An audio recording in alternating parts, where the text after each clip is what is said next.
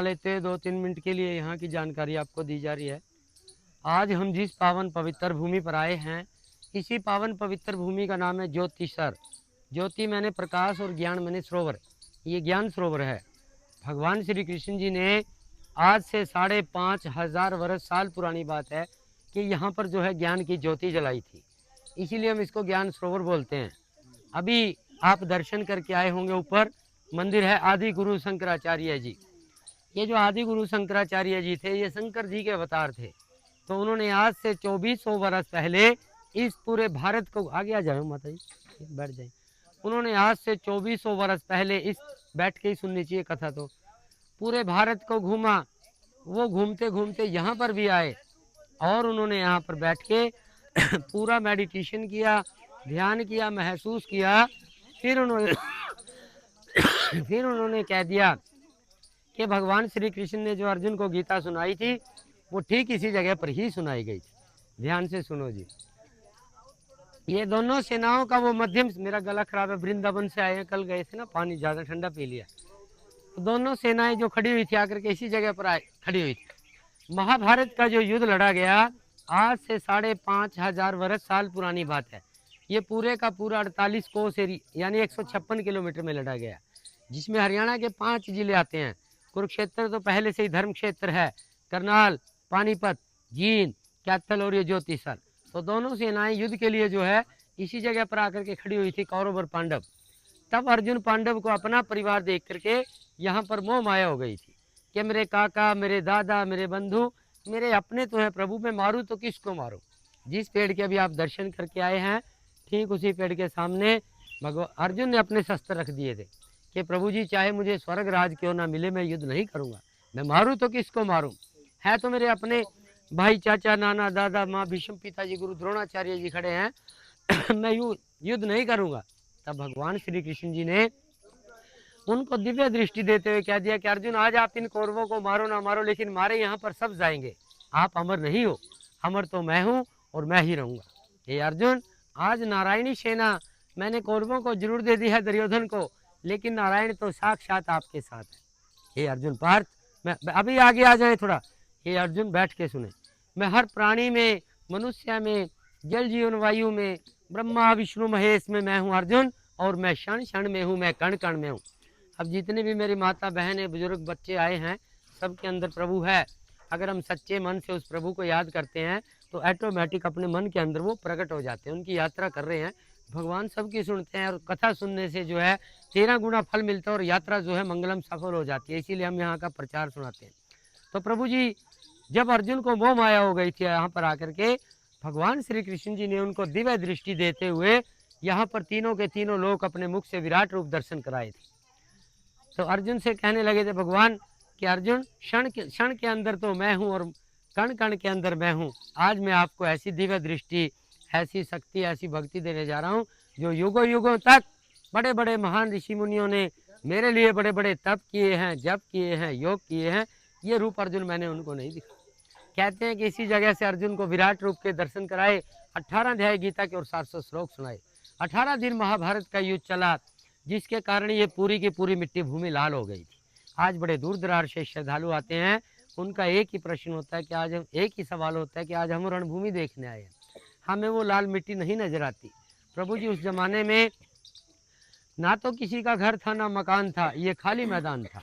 परतदा परत समय बदलता चला गया, पहाड़ों से पानी आता रहा, मिट्टी आती रही, वो चलते चलते गहराई में चली गई है। आज हमारे खेतों में तो दिखाई देती है, लेकिन आमतौर पे हमें दिखाई नहीं देती।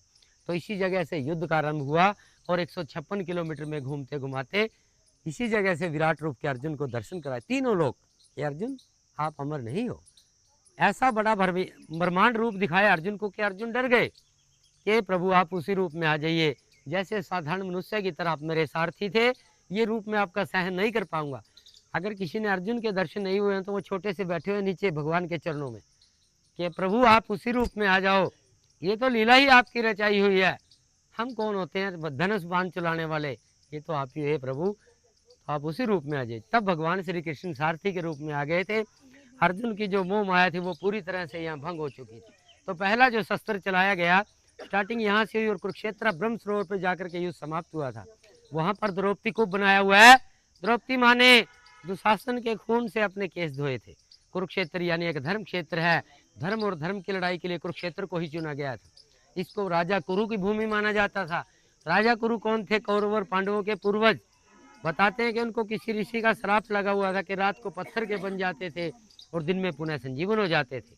इस रणभूमि के अंदर माता और बहनों 182 तीर्थ स्थल हैं। बैठ के सुनिए, 1 मिनट की बात है, जिस पर 33 कोटि देवी देवता वास करते हैं।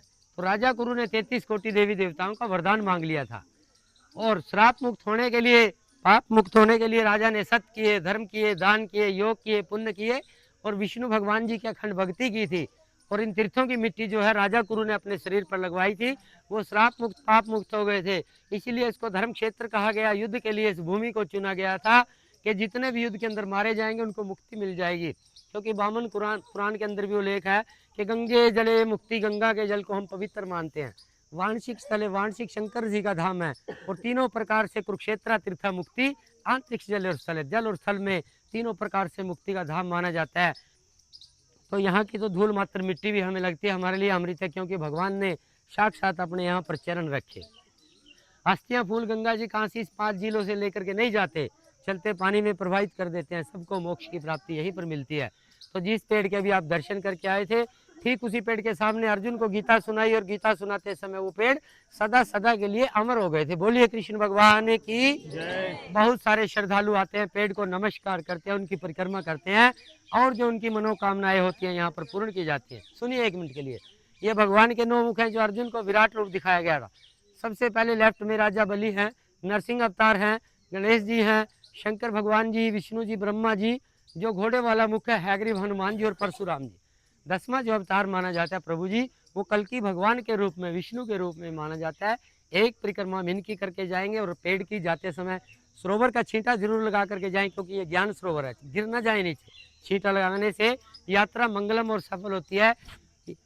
तो परिक्रमा करते समय एक छोटा सा जाप किया जाता है। सभी मेरे पीछे पीछे आधे मिनट के लिए बोले। माता जी आधे मिनट की बात रहेगी, कथा में से उठना चाहिए, पाप लगता है। सभी बोलेंगे बोलो श्री कृष्ण गोविंद हे नाथ, श्री कृष्ण गोविंद हरे मुरारी, हे नाथ हे नाथ नारायण वासुदेवा, श्री कृष्ण गोविंद हरे मुरारी। बोलिए कृष्ण भगवान की, वृंदावन बिहारी लाल की, ज्योति सर तीर्थ की, गीता माता की, आज के आनंद की, फौजी पंडित की। तो प्रभु जी ऐसी इधर की जानकारी है, ऐसी इधर की कथा है। आप अपनी तरफ से जिन्होंने कथा सुनी है, जो भी श्रद्धा समान इजू लाइक सेवा देना चाहेंगे, निष्ठा मन से आप सेवा दे सकते हैं। सभी की यात्रा मंगलम सफल हो और सभी के घर में खुशियां। बोलिए राधा रानी की, वृंदावन बिहारी लाल की। तो थोड़ी थोड़ी सेवा जरूर करके जाएं। खाली